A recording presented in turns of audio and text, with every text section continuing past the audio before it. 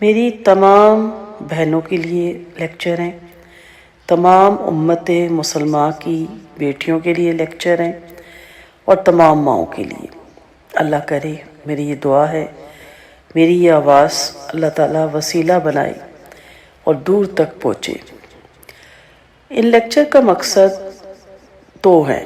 ایک تو ایسی مائیں تیار کرنا جو بہترین ان کی گود میں نسل انسانی پروان چڑھے، اور ایک ایسی نسل تیار کرنا جو بہترین ماؤں کی گود میں پل کے امت، ملت اور قوم کے بہترین معمار بنے۔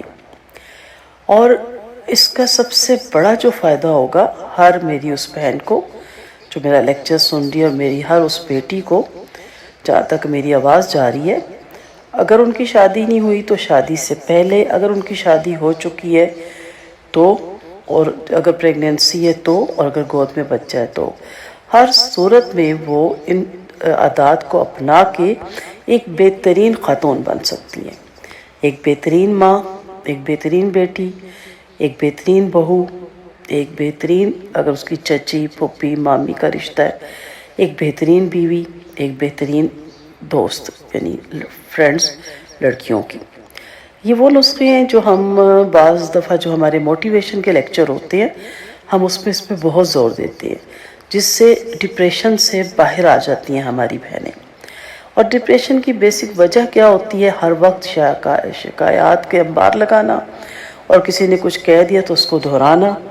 ہمیشہ یاد رکھیں، جو کوئی کچھ کہتا ہے وہ اس کے لیے صحیح ہوتا ہے، وہ اپنے پوائنٹ آف ویو سے صحیح سوچ رہا ہوتا ہے۔ مثلاً جو عمر کے بڑے حصے میں ہوتے ہیں وہ اپنے تجربے کی بنا پہ صحیح بات کر رہے ہوتے ہیں، اور ہم اپنے جوانی کے زوم میں کے یا آج کل کے دور کو سامنے رکھتے ہوئے ہمیں ان کی باتیں بالکل سمجھ سے ہمارے بالاتر ہوتی ہیں، تو ہم یہ بجائے کہنے کے کہ آپ کی بات بھی صحیح ہے، ہم الٹا کہتے ہیں آپ کی بات غلط ہے۔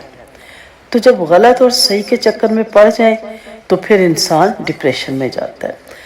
جس کی جو بات ہے اس کو اس طرح ایکسیپٹ کرے کہ وہ اپنی جگہ صحیح ہے اور میں اپنی جگہ صحیح ہوں، وہ اپنی عمر کے لحاظ سے تجربے کی بنا پر صحیح ہے، میں اپنی ایجوکیشن کہہ لیں یا اپنی ٹیکنالوجی کے بنا پہ صحیح ہوں، تو پھر آپ کی ڈپریشن ختم ہو جاتا ہے۔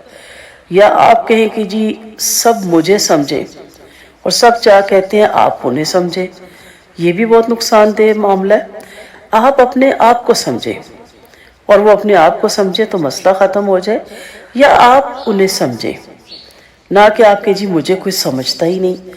یہاں لوگ جو آئے ہیں وہ آپ کو سمجھنے کے لیے نہیں آئے، آپ ان کو سمجھیں جن کے ساتھ آپ کا روز کا معاملہ ہے، کہ ان کی سوچ کیا ہے، وہ کس طرح کس چیز کو کس اینگل سے لیتے ہیں، تو اٹس اوکے، ٹھیک ہے، وہ ان کی سوچ ہے۔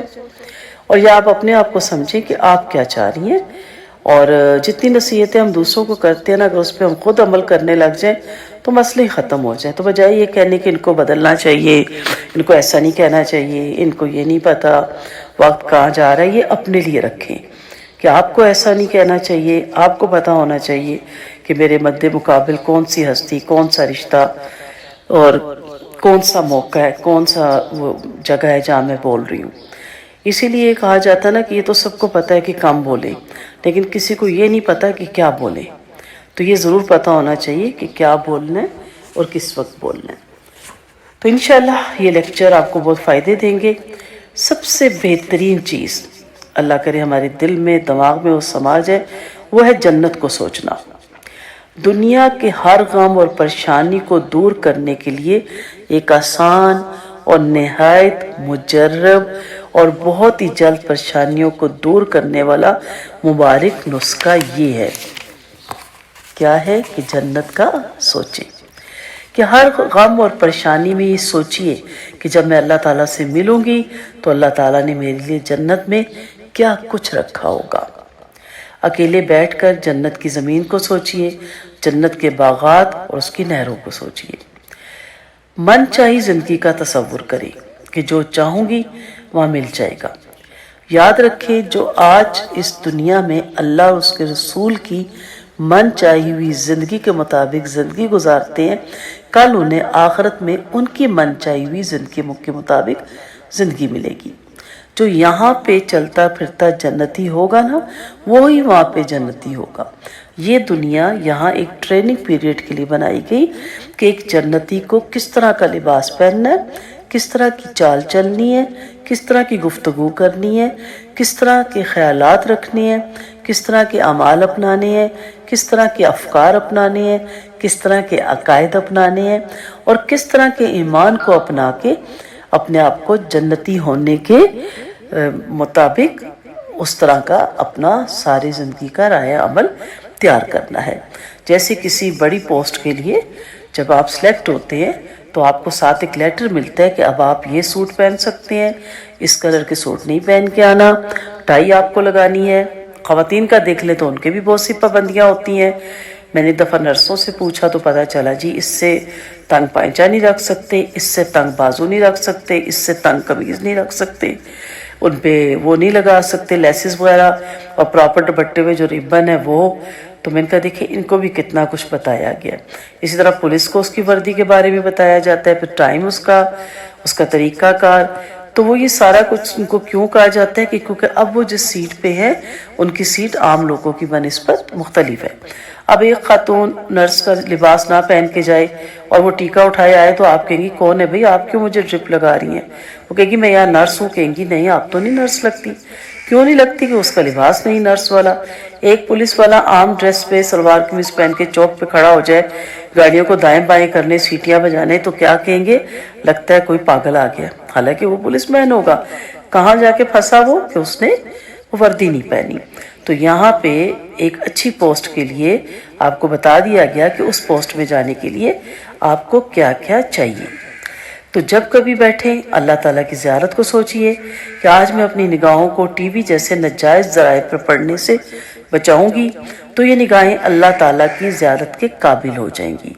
आज मैं अपने कानों को गाने बजाने की आवाज़ों से बचाऊंगी तो कल जन्नत में अल्लाह पाक की ज़बानी अल्लाह पाक का कलाम सुनने को मिलेगा और कितना मज़ा आएगा। अकेले बैठकर इतना तसव्वुर कर लें कि गोया आप जन्नत में पहुंच गई हैं। और इसके लिए बहुत सी किताबें हैं जन्नत के बारे में। और इसी तरह सूरत वाक़िया की तफसीर पढ़ें, मारुफ़ुल कुरान में आप पढ़ें, और भी बहुत सी तफसीर हैं जिस मर्ज़ी की चाहे आप पढ़ें। किताबें हैं जन्नत के बयान के बारे में, ऐसी बुक्स पढ़ा करें, शौक़ पैदा होता है ना। और जन्नत में ले जाने वाले औसाफ ज़रूर पढ़ा करें और अमाल ज़रूर पढ़ा करें, क्योंकि हर कोई जन्नत में जाना चाहता है। जन्नत के तलबगार तो सब है, लेकिन जन्नत के ख़रीदार हमने बनना है। वहाँ क्या सिक्का चलता है? माल का नहीं, अमाल का सिक्का चलता है। और एक एक नेमत को सोचिए, इंशाल्लाह चंद दिनों में मैं दुनिया ही में जन्नत का मज़ा देखिएगा आने लगेगा और हर परेशानी, मुसीबत और बीमारी बहुत ही हल्की महसूस होगी। बल्कि हर बीमारी, हर मुसीबत में जब ये सोच सामने हो कि इस पर सवाब मिलेगा, अल्लाह ताला इस सब्र से खुश होंगे और मेरी दुआएं ज़्यादा से ज़्यादा कबूल होंगी, तो मैं अपने लिए और सारी दुनिया की मुसलमान बहनों के लिए दुआ मांगूंगी। ये सोच इंशाअल्लाह हर कांटेदार मैदान को बाग और हर आग को गुलज़ारे खलील बना देगी इंशाअल्लाह। लिहाजा हर मुसलमान औरत को अपनी किताबों में ऐसी किताबें पास रखनी चाहिए और हमल के ज़माने में ख़ुसूसन और आम दिनों में इनका मुताला करते रहना चाहिए और सोचते रहना चाहिए और जन्नत को हासिल करने की खुद भी कोशिश करें और अपने मुसलमान बहनों और भाइयों को जन्नत में साथ ले जाने की फ़िक्र भी करें। तो औरतों के लिए जाना ज़्यादा आसान है बनिस्बत बड़ों मर्दों के। उन्हें तो बाहर बहुत से ऐसे अमल से गुजरना पड़ता है, हराम हलाल के चक्रों से उन्हें बचना पड़ता है और आँखों के जना से उन्हें बचना पड़ता है। तो औरतें तो घर के अंदर होती हैं, उन्हें तो अगर वो ये घर के कामों ही को सवाब की गर्ज से करने लग जाए तो सुबह से लेकर रात तक एक लेक्चर में हमने नोट किया तो कोई 100 या 85 या 95 हमारे काम हो गए।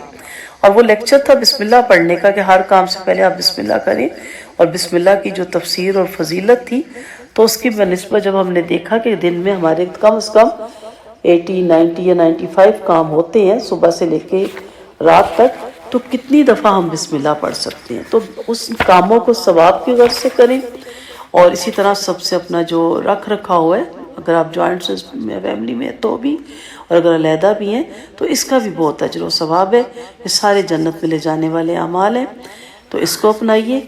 इंशाल्लाह अगले लेक्चर में हम मिलेंगे। ये मुस्कुराहट को अपनाइए।